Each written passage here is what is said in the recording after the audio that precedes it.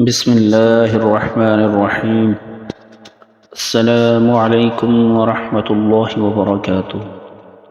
صحیح بخاری حدیث نمبر 18۔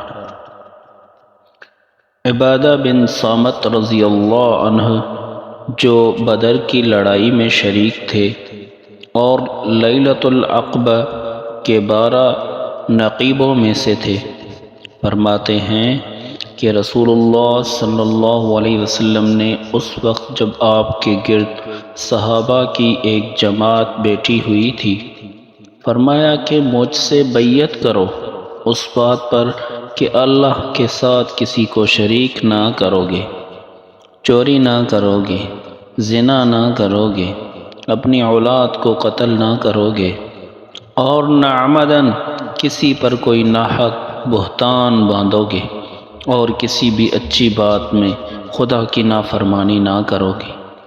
جو کوئی تم میں سے اس عہد کو پورا کرے گا تو اس کا ثواب اللہ کے ذمے ہے، اور جو کوئی ان بری باتوں میں سے کسی کا ارتکاب کرے اور اسی دنیا میں اسلامی قانون کے تحت سزا دی گئی تو یہ سزا اس کے گناہوں کے لیے بدلہ ہو جائے گی، اور جو کوئی ان میں سے کسی بات میں مبتلا ہو اور اللہ نے اس کے گناہ کو چھپا لیا تو پھر اس کا معاملہ اللہ کے حوالے ہے،